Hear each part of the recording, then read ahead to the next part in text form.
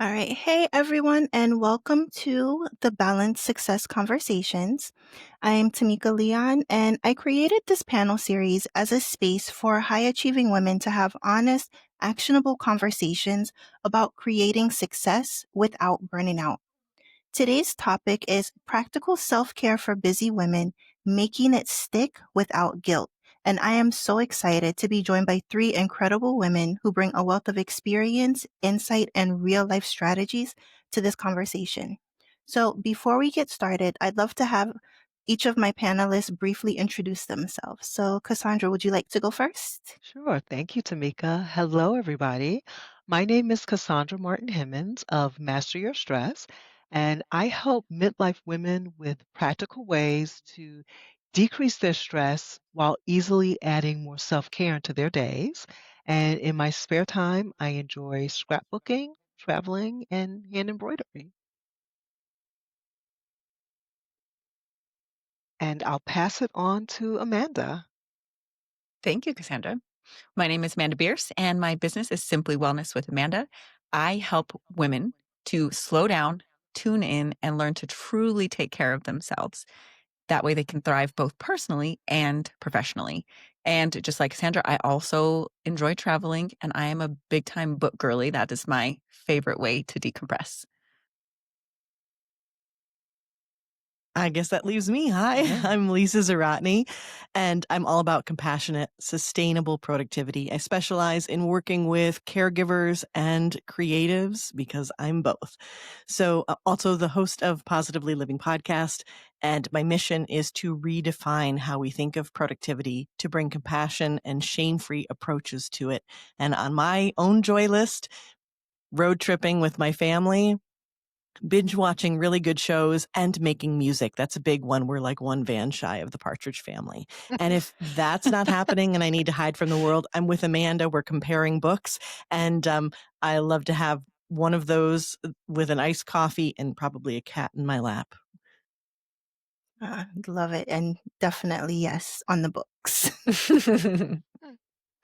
Okay, now to get us started, so my first question is what's one myth or misconception that you often see in your work? And Amanda, why don't you start us off? I think the biggest thing that I see in my work is that we have to overhaul our entire lives to make change. I often hear people talking about starting on Monday, I'm going to do this plan and it's going to take me 4 hours a day and it's going to change my entire life. Where that is not accurate. That is not generally how change happens.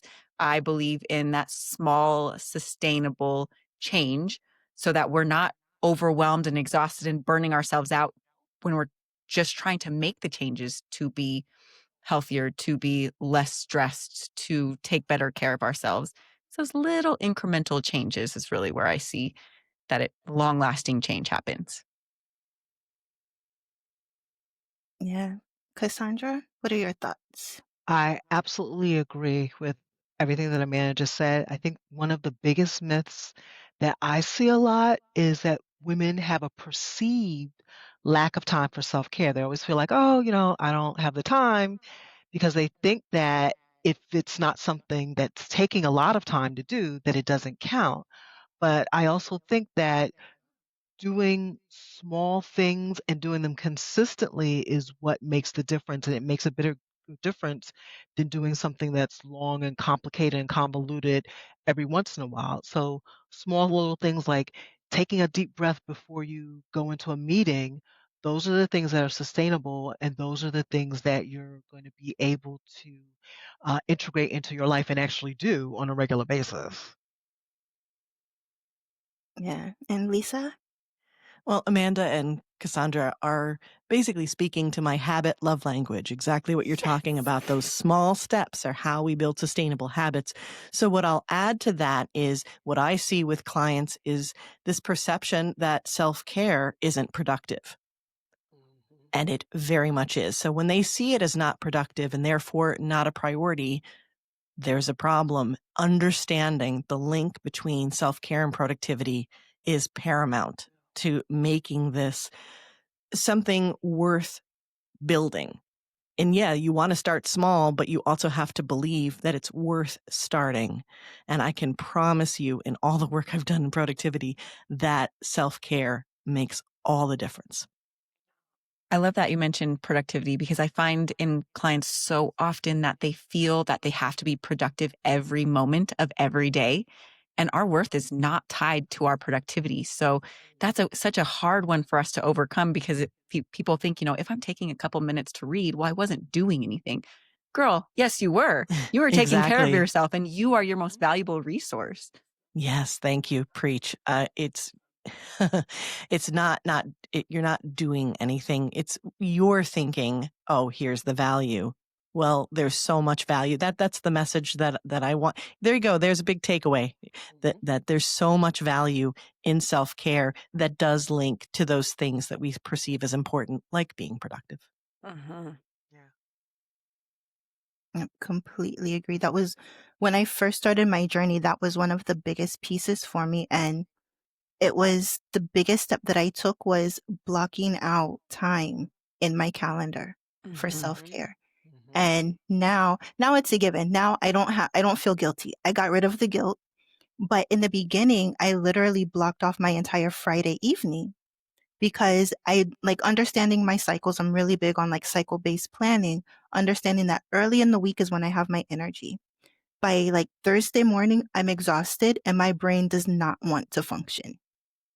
So I I give myself that time and I'm like, okay, Fridays after work, once I come home and I have dinner, I'd sit on the couch and read for the rest of the night. Yeah, and I love that you Yeah. mentioned that you're paying attention to the way you feel throughout your week. It's Mhm. not this, every morning I'm going to do that. You pay attention. You realize Mondays, I have more energy, so I can plan accordingly. I know that by Friday I'm done. So maybe if I can make my Fridays a little bit lighter and plan more time for me, because that's the way that it works is we have to really pay attention to how we move through the world, how we move through our weeks. Is there something coming up that I know is going to drain me? Maybe. And if I see that on my calendar, we have to be diligent about blocking off that time for ourselves and taking the time so that we're not staying drained through our whole weekend or whatever it might be. Yep, that is a big piece because I used to do that. I would look at the week and say, okay, I know I have this big thing in the middle of the week. I need to block time before and after. Mhm. So for me, I'm a huge introvert. So I know I need that time to recover. Me too. I Yeah. set that expectation with my family as well. If I see something like next Friday, for example, I know I have about 5 hours in a row of peopling, I like to call it. And so I'll tell my family when I get home from this, I know I'm going to need some time by myself. I have a cozy reading chair. I go in there, I kind of decompress. I put in headphones or earplugs or whatever I might need and kind of sensory, like no more sensory input for a while. And that's what it takes. Whereas before I knew to do that, I would feel like a lag, like that constant drained instead of just, setting the expectation and the boundary of I need this time to recharge and then feeling better after I took it.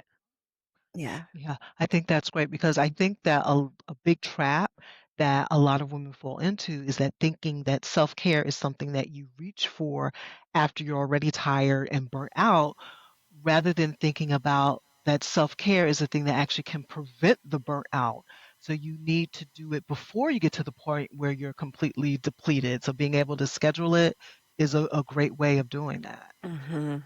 Yeah. And to be responsive. So one of the things you mentioned before, Cassandra, was this perceived idea that there isn't time for it. Right. We do get into this trap of this idea of time management. But what you're describing, like with the cyclical planning, Tameeka, is this energy management Mhm. in an understanding. So you're scheduling, yes, you're using your time in a way that is sensitive to your energy. And I love that, Cassandra, that we want to be proactive with Yes. self-care. It's not Yes. just reactive. And yes, we do need to be responsive, like, because sometimes it catches us off guard and we're like, whoa, that drained us more than I thought. Mhm. And now we go into recharge, sensory deprivation, stop with the Oh. peopling mode, whatever it is that we need. And sometimes you need to do that. Sometimes it's like, oh, and it is nap time. That's what I'm doing with the next 10 minutes. Mhm. But most of the time, you can keep it from getting too far if you do it early and do it often. Yeah, and really protect that time. Mm. My husband also works from home, so we're here all the time together, and he goes into the office on Tuesdays. So on Tuesdays, I have time that I've blocked off for myself.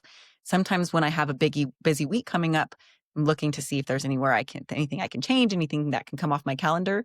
That time that I'm taking for myself is one that's never coming off my calendar because I know that that's going to set me up to have the best week possible. I could take it off the calendar and do something else in that time, but I might then struggle the rest of the week because I didn't have that time that I know is so important to me.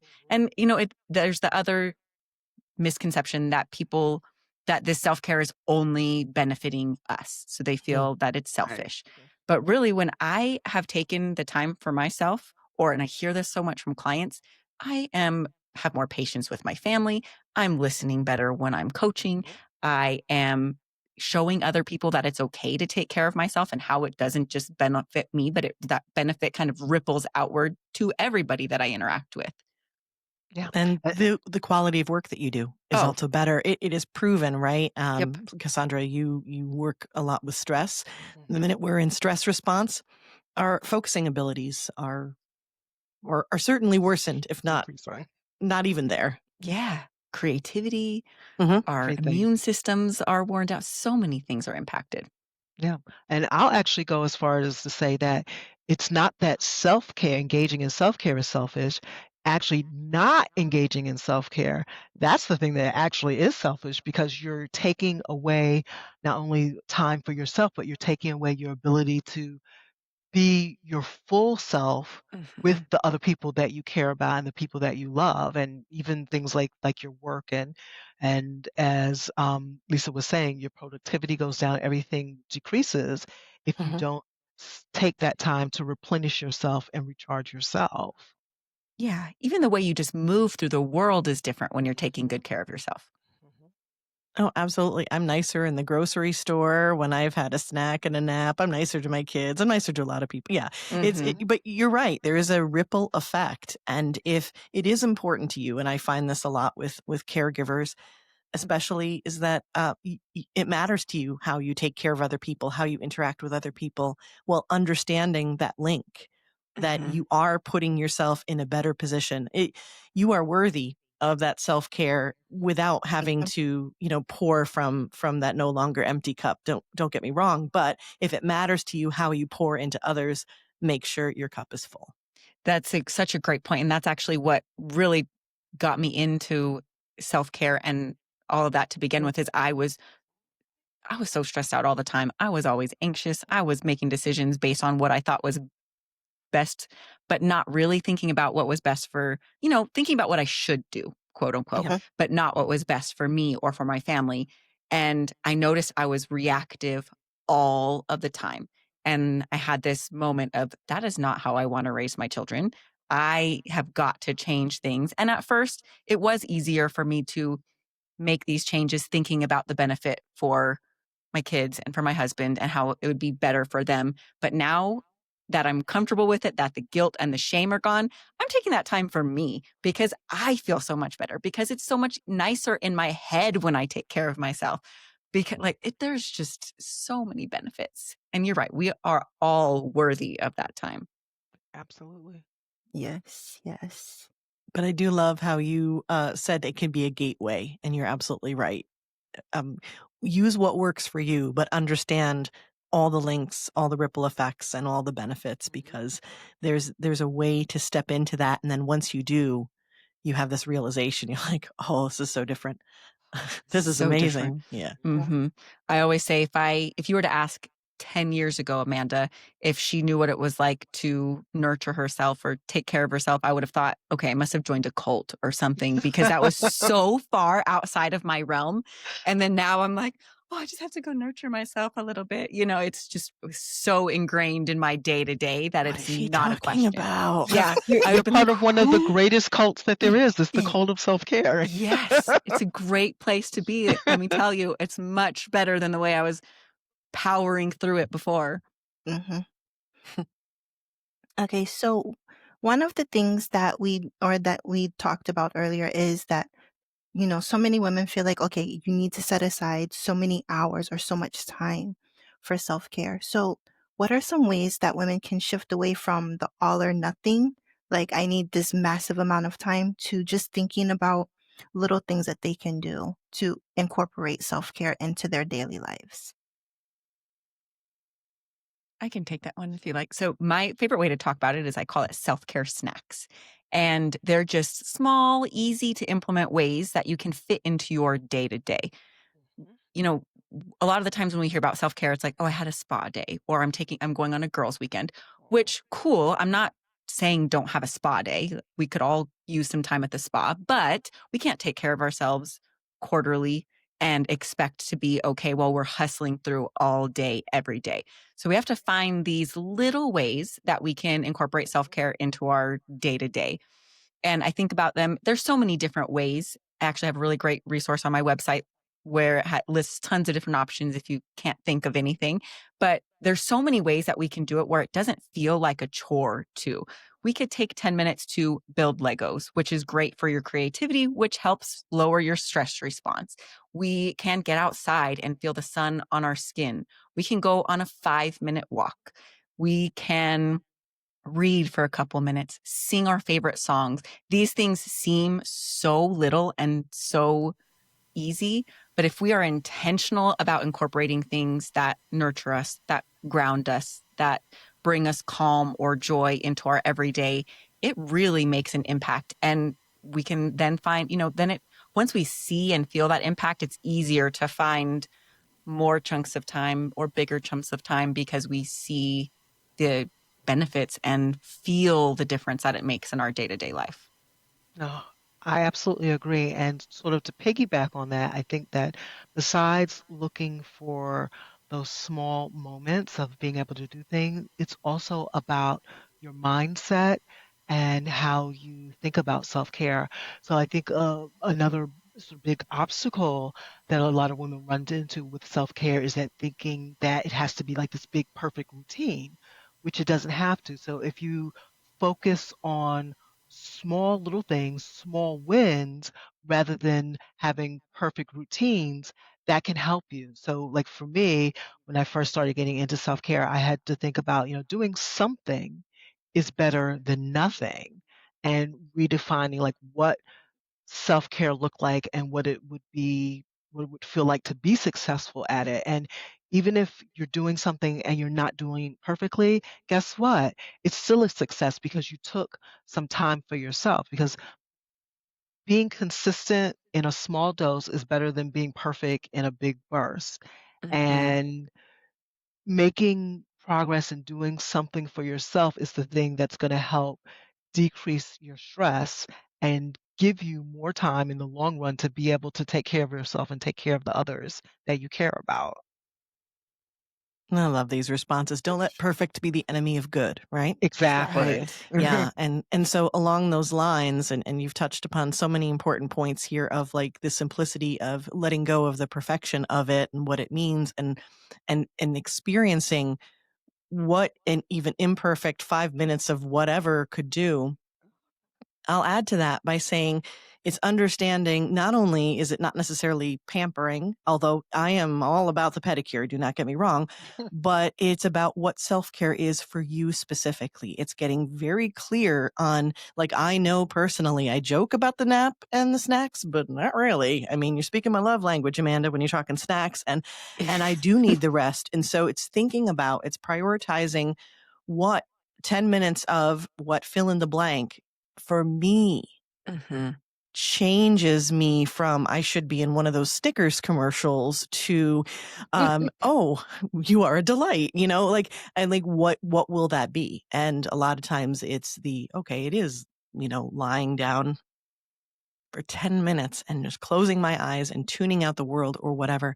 So it's understanding you. And there's a principle in productivity, the 80-20 principle, that you can get 80% of your results from 20% of your effort. So if you Mhm. only have a little bit of time for that self-care, if you are very clear on that 20% of self-care that really works for you, not everybody else, then that will get you 80% of the way there. And that's exactly what Cassandra was saying about just a little bit, and you'll be surprised how good it is. And then, as Amanda said, you'll want to keep doing it.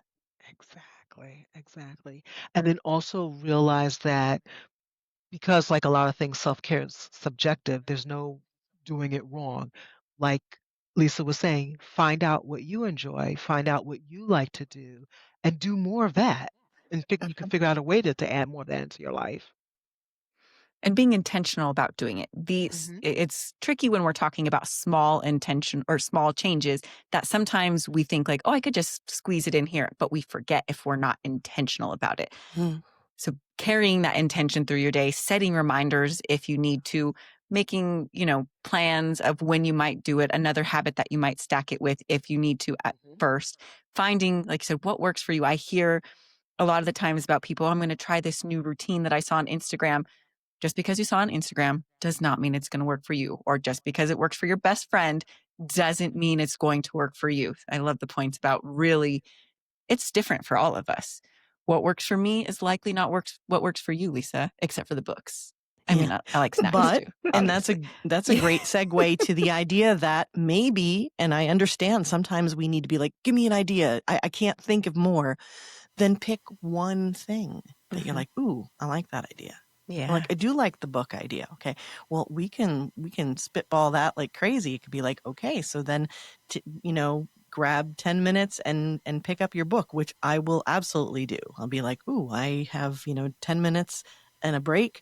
I will do some reading in this case. Or, there's ways that you can squeeze it in once you know that's what you want. I love that intentionality and some kind of scheduling, but it doesn't have to be harsh scheduling. Like you said, it can be habit stacking or, anchoring to something else, Yes. doing it at the same time, saying every time I,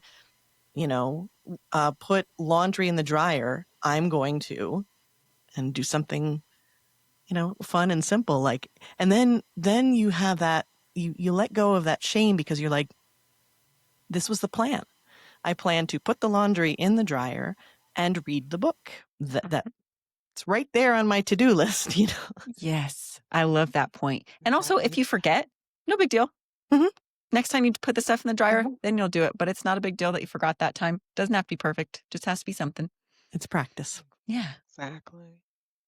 Yep. One of the things that you can look at is like, for example, if they forget to do it that one time, as soon as you remember, depending on what it is, because like you said, Amanda, I do a lot of like the snack size self-care things. Like one of my big things, if I'm going into a meeting and I'm feeling anxious about the meeting, I'll set aside 2 minutes for just breathing, just deep breathing. If I need the extra support, there's a lot of videos on YouTube that are just 2-minute breathing videos. I've watched quite a few of them. Yes, I have too. That's great. I love that. I have a Best. 2-minute transition meditation audio that I give to Oh, people for perfect. free. So you're Awesome. absolutely, I love it. Yes. 2 minutes, right? Yes. We can always find 2 minutes. We Really, can. truly, we can. Yeah. And that's one of the big misconceptions also is that it, like we said, doesn't have to be time consuming. Legitimately 2 minutes. And it makes such a huge difference. Exactly. But it's 2 minutes intentionally, like you said, Amanda, when it's specific, when you're focused, when you're fully present. If you're fully present for 2 minutes, that's such a big difference than 10 minutes of, oh, but I'm also thinking about all the other things I should be doing and feeling guilty about doing this thing. It's a completely different impact. Yes, absolutely. Because there have been times where I've tried to do like the guided meditations, but my mind is just going and I'll stop. And I'm like, this isn't working. So I just pull out my journal, get everything out. Then I can go back to the There you go. meditation. Yeah. Absolutely. But it's like, if you're that distracted, you trying to force yourself to do something that your mind isn't wanting to focus on is not going to work. And it's going to add to your stress. Absolutely. So and true. it takes a lot to be able to notice that in that moment because we're not always checking in with ourselves. So sometimes we're just trying to power through or not even really paying attention to what's happening in our body, what we're feeling.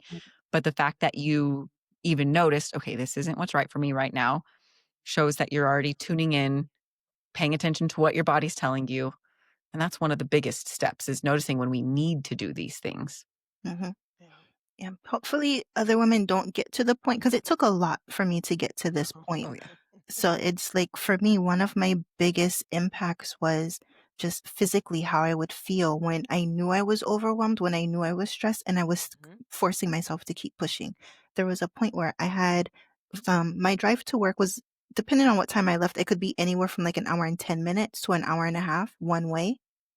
And I had just started my business, so I was also trying to, write content and do all the things. So I was literally sleeping like maybe 4 hours a night, getting Mhm. up, drinking like half of a 5 hour energy, trying to do some work on my business and then getting ready. So it was like just so much. After a while, your body, it fights back. You Mhm. Oh, yeah. never Oh, win yeah. a fight against your No. body. I learned that the hard way. Your That's body that always wins. uh-huh. It's that phrase of if you don't make time to rest, your body will force you to rest. Yeah. Absolutely. That's And you that in don't want to action. go there. And you do No. not No. want to go there. Right. You Been would there, rather done that. It's not choose. fun. Mhm. Yeah, you'd rather choose what you're doing besides being Mhm. forced because you're burnt out, because you're sick, because Mhm. whatever, your life is falling apart. Yeah.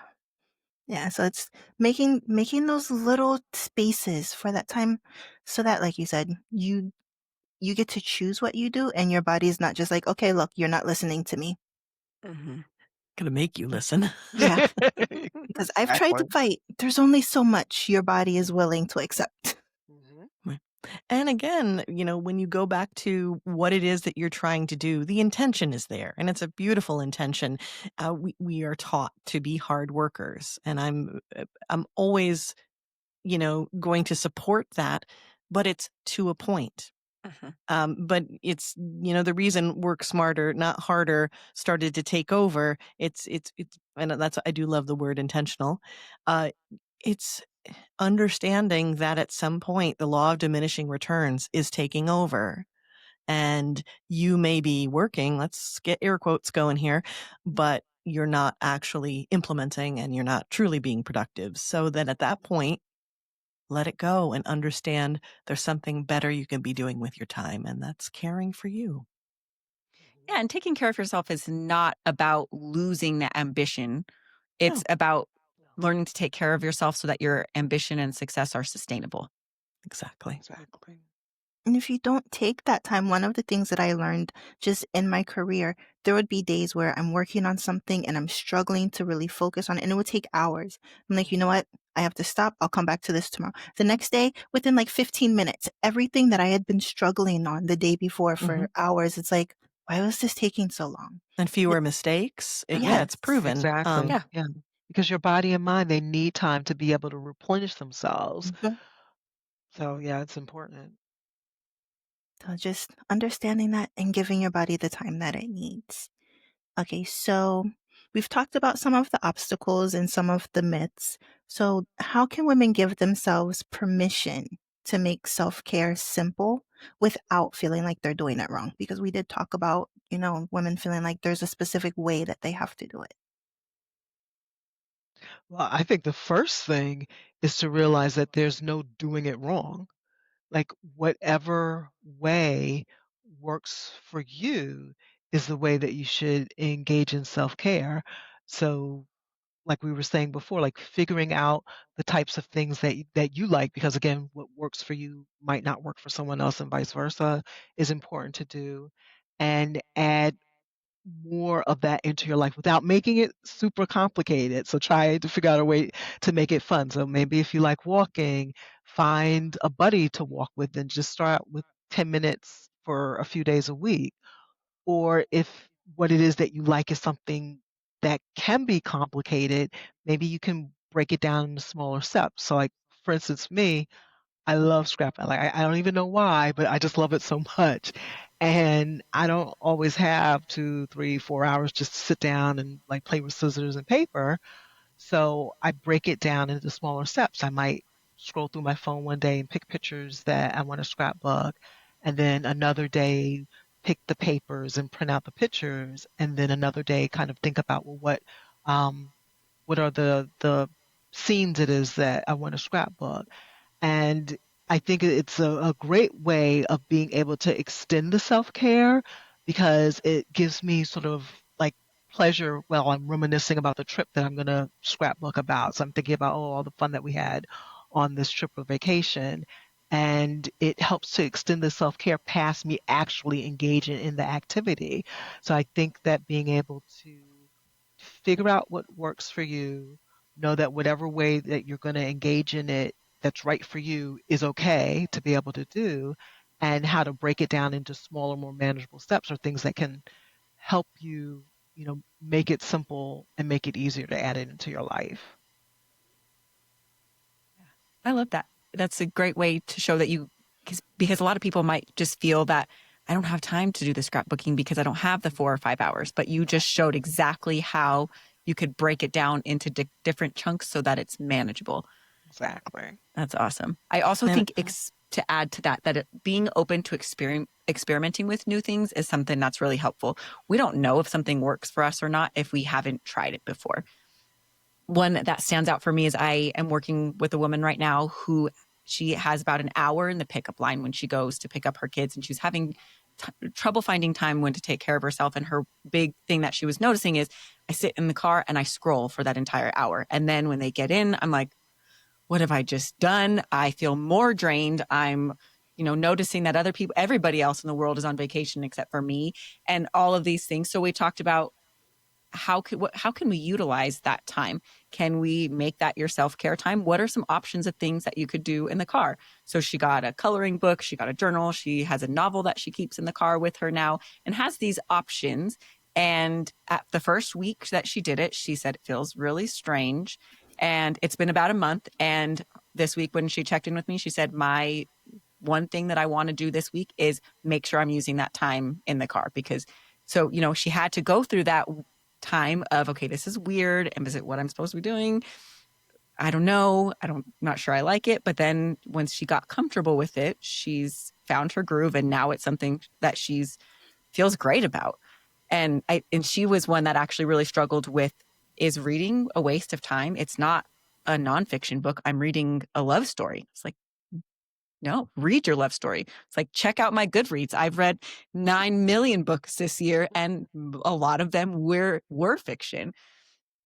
But that's so helpful to have those different ways and experimenting with different things and being open to that, and also just not rejecting something because it feels weird right away. Give it a little bit of Right. time, feel it out. Sometimes when we put on a new jacket, it feels a little funny until we wear it for a couple minutes. And we're like, oh yeah, this actually fits. This feels good. I feel confident in this. I love that. You guys have offered like different kinds of strategies mixed in of playing with it, breaking it out, experimenting, and just trying it. And to harken back to the question of where's the permission for this, I would highlight what we've already talked about, which is when you look at the idea of developing a habit and getting used to that, trying on that jacket, or doing the things that you really love and the benefit you're going to get. The way in which you make that sustainable is by doing the smallest step. So it's not only that you need to start somewhere, it's that is the starting point that's going to get you where you want to go. Even if you do have this full plan that you'd love to get to, the proper way to do it. And again, we're trying to say, there's not a right or wrong way, but a best practices way of developing a habit is a small step, because it's sustainable, it's repeatable, it gives you the win that you need, and then you can keep going. So the permission right there is that is the best place to start. So sometimes we think, oh, well, but if it's easy, if it's simple, it doesn't have value. And it's the opposite. Exactly, because if it's crazy long and convoluted, then you're not going to do it, and you're not going to get the Yeah. benefit from it. Yep. Yep. I love this. You guys get me. Yes. You're my people. Yeah, I think for me, one of the easiest things was putting it on my calendar. The fact that it was on my calendar, and I made sure to set reminders, because it was in the reminder start the day before. So Thursday afternoon, I'm getting a reminder, hey, tomorrow's your self-care time. So for me, it helped me in the beginning. It helped me kind of go through the activities that I needed to do so that I could feel comfortable taking that time and not feeling like, okay, these things that were priorities didn't get done. So it helped me kind of prioritize my activities the day before, but it also gave me something to look forward to. Oh, I love that. Yes, I love I that too. do. I I do. I think a lot of people struggle with, they put it on their calendar, but they struggle with keeping it there. And in that moment, not feeling overwhelmed and just, next week I'll do it instead. This is more important. So there is a, you know, kind of a growing pains of getting used to keeping that on the calendar, maybe learning to set some boundaries or say no to some things that we might have on our plates that really shouldn't be, either need to come off entirely, can be delegated to somebody else, are no longer a priority to us. And I think when we get into that space where we have to decide, is this time for me that important or something else that I'm doing, it really can help us to see, okay, well, maybe 5 years ago, that thing that I was doing was really important to me, but actually today it's not. I I don't know if anybody has read Essentialism. In the book Essentialism, one of the things that really stuck out to me when I was, learning about all of this was if you wanted to be a part of something today, or if you were a part of something today, how hard would you work to be a part of it if you weren't already? And that one for me was there was a couple of things that on my calendar that when they would come up, I would think to myself, I would give zero effort to be a part of this today. So that's a big sign that it shouldn't be something that's taking up time in my week. I could easily replace that with time for self-care. I love that. You're I wrote speaking that my down. language. Yeah. Essentialism, Greg Oh, McEwen. oh, It's on my bookshelf. mine too. Yep. And do less but better. I love that. Mhm. So shifting a bit more into the strategic part of this, and to work with what you've just described. And I guess it might be similar to what you do, Tameeka. Something that I do and that I definitely work with my clients to do is theme days.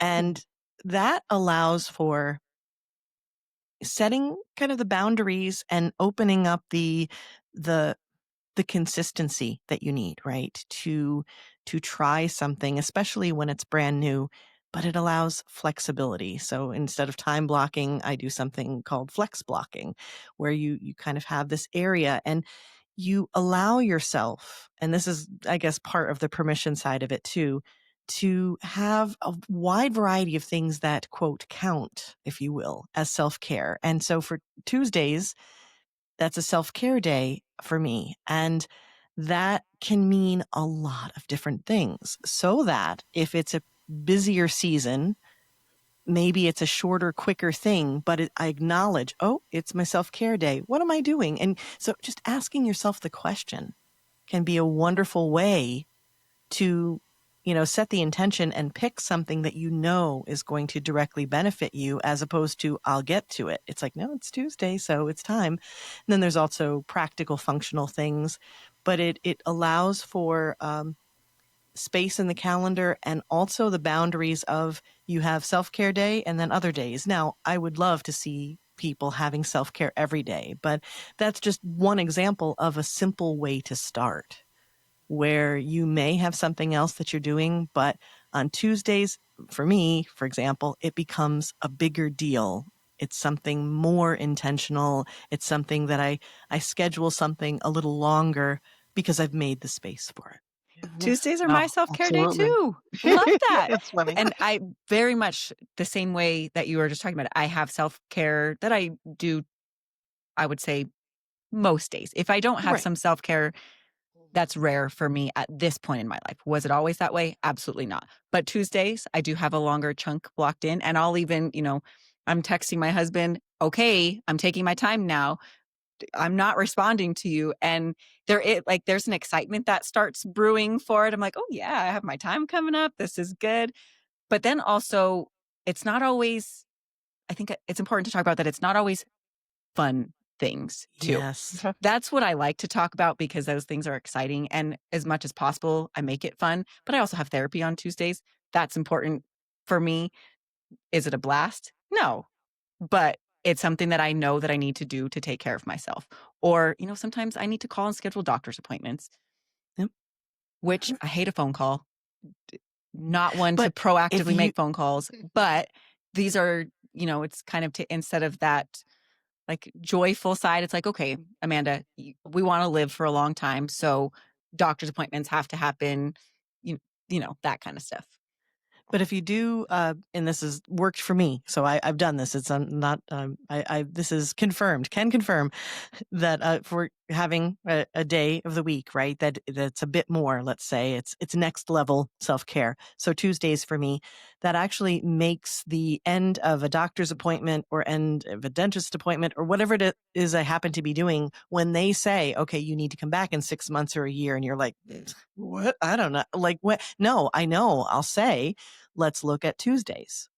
Mm-hmm. It's And so actually it actually interesting. makes scheduling easier. Yeah. I actually avoid scheduling things except for therapy on Tuesdays Right. because It has to it's, fit the theme, but yeah, yeah. it's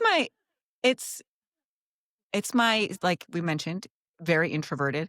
It's my no people day, which I and I feel like I need it on weeks where I have things that I don't get to choose when they are and that I really want to be a part of, I'll do it, but I feel it through the rest of my week. And it's, it doesn't have to be perfect, which is why I do it sometimes, but on those weeks that I break that, I feel it. The next day I'm like, "Oh, that's why I do that." Hmm. Yeah. Yeah, it's important to when you're scheduling self-care to treat it as you would any other major appointment. Mhm. Mhm. And I also think that another thing that you can do with that is letting your friends and family members know. And that's a way of being able to treat it as something important, like, hey, this is my time for me. So you can, just let them know, unless the world is burning down around you, this is me time. Or you can do self care in a way that incorporates friends or family members, depending Mhm. on what it is that you're doing for your self care. That's another way of giving you a little bit of accountability and really helping you kind of stick with it.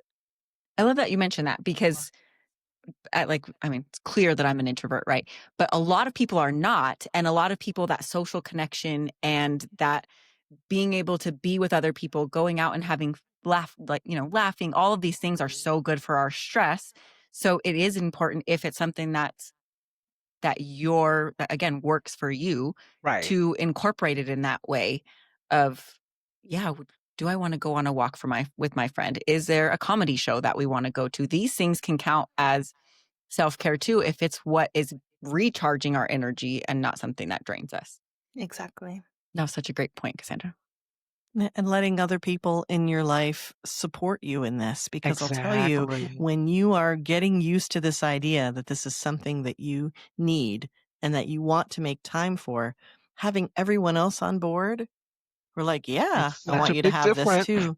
Yeah, Hmm. it makes huge Such a difference. difference. Yeah. It really does. It was something at first that I kind of struggled with my own kids, and I've heard this from so many women since then, where they'll say, but my kids won't understand, but I need to be spending this time with my kids, and going through, like, teaching my kids the boundary of, I'm going to take this time for myself, and then them seeing the better version of me that I am afterwards is really awesome. But then also seeing them recognize when they need to take time for themselves is a whole different level of fulfillment. Like, I have a 13-year-old daughter, and when she'll tell me, I need to go spend some time in my room for a little while.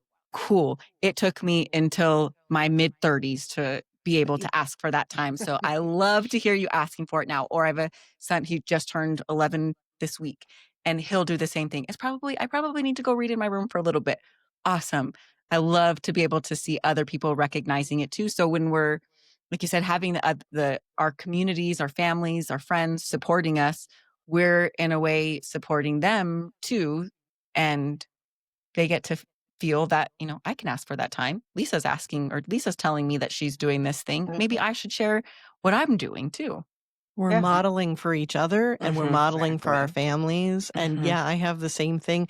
I have an extrovert and an introvert, and my youngest is the introvert artist.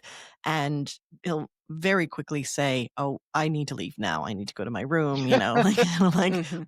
got it.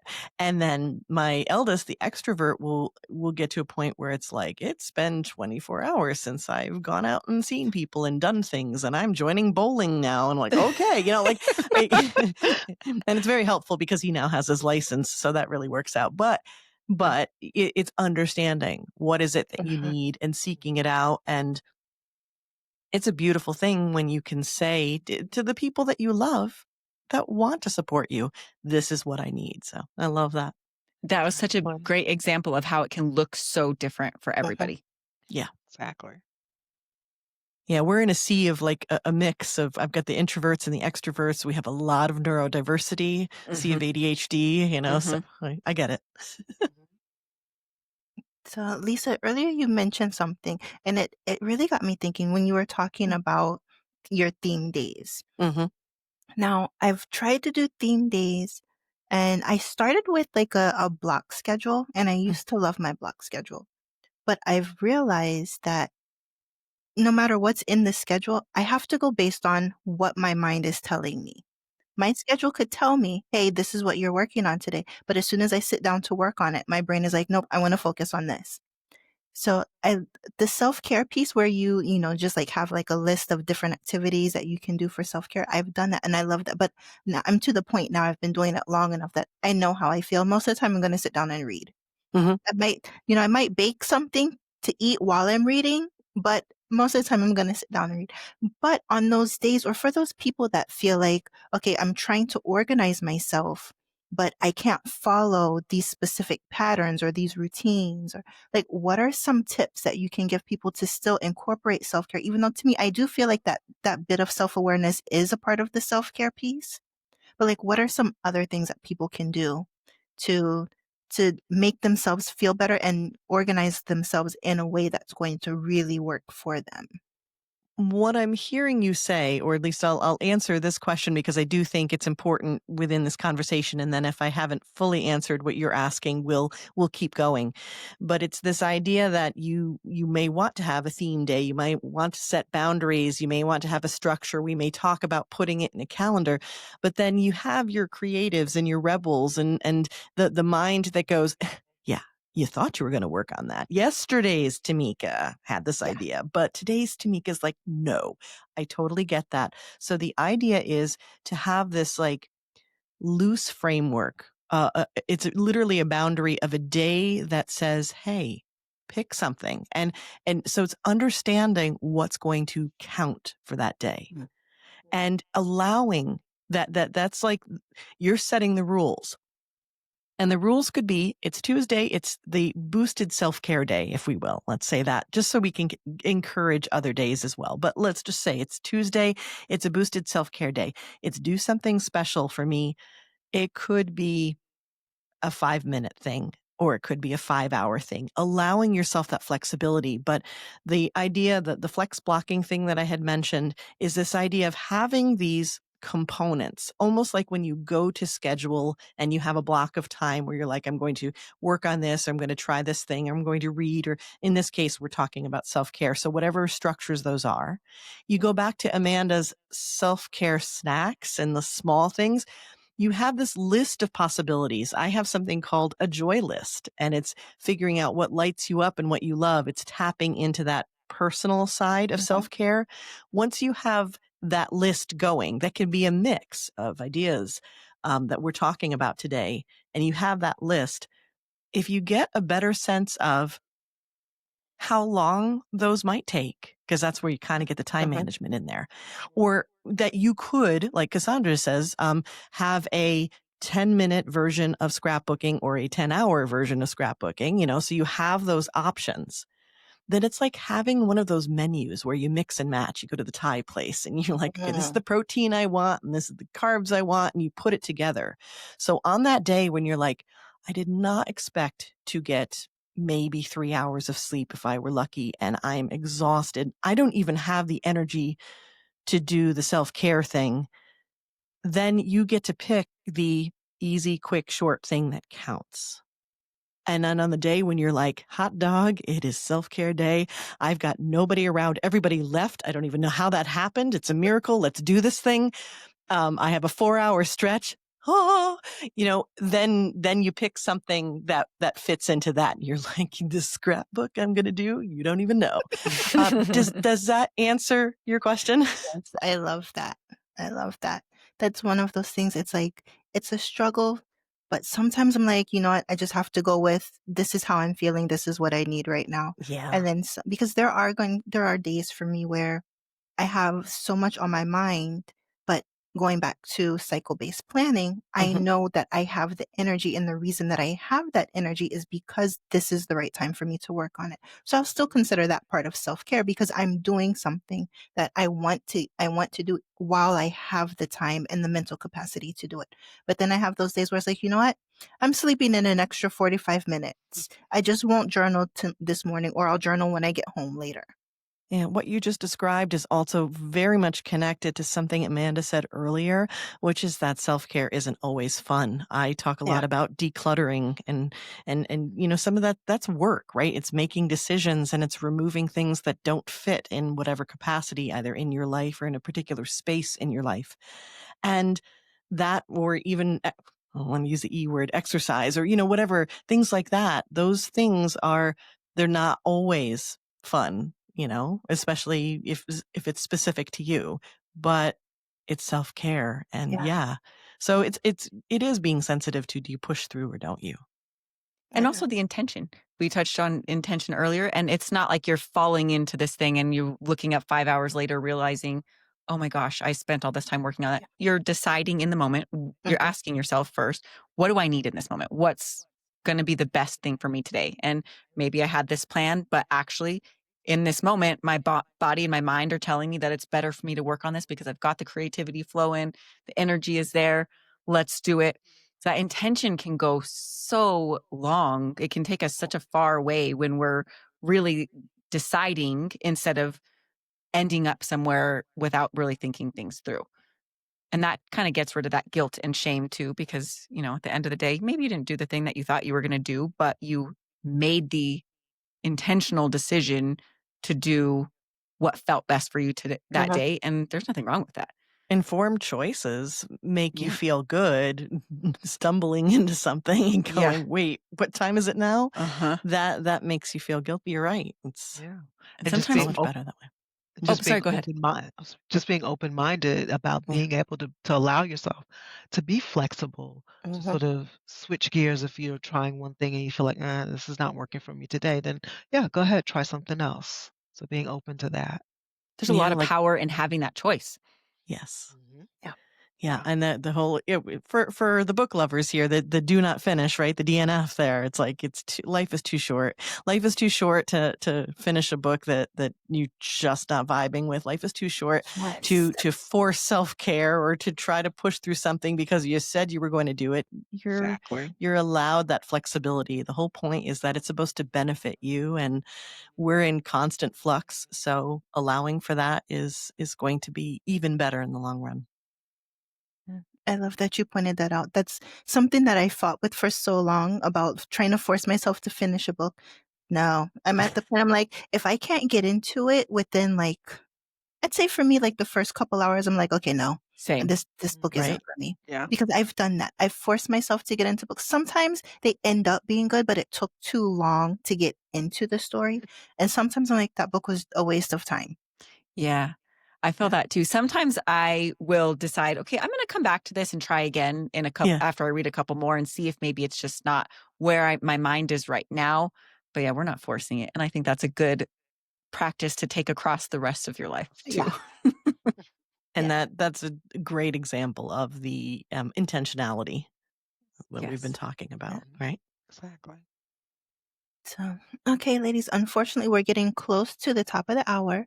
So, one thing that I'd like to share with the audience, or have each of you share with the audience, is, what's one piece, if they could have just one takeaway from this conversation, what's one thing that you want them to take away from today?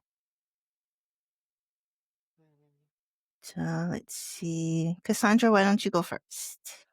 Well, I'd say the biggest takeaway is taking, well, what Amanda called sort of self-care snacks.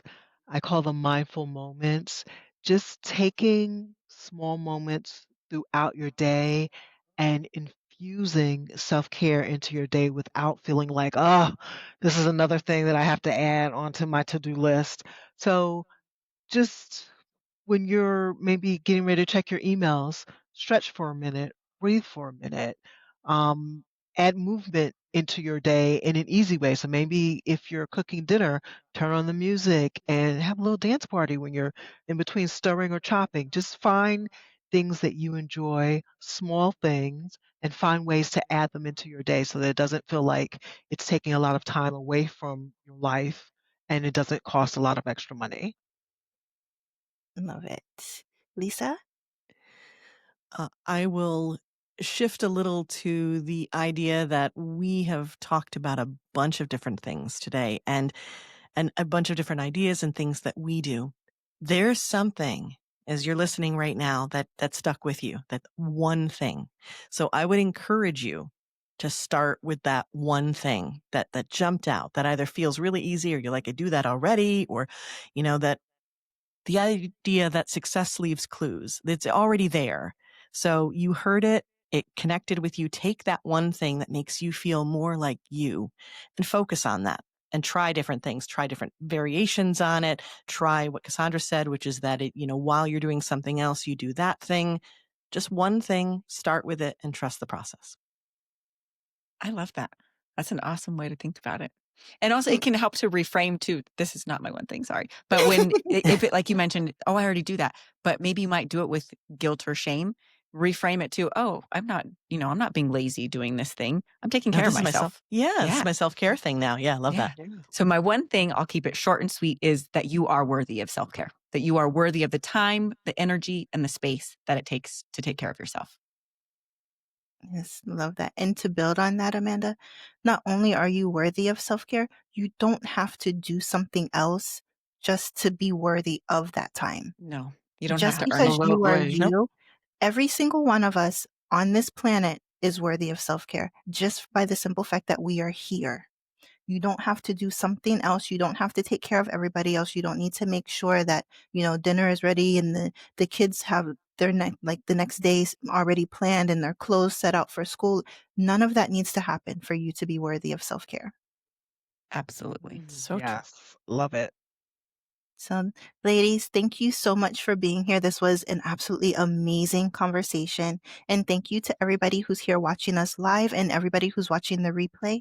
Again, today's topic was we talked about a lot of different things. There's tons of ideas throughout this discussion, but the idea is practical self-care for busy women because each one of us is extremely busy. So take a listen, take your notes, write down the ones that really popped out at you, and just pick one.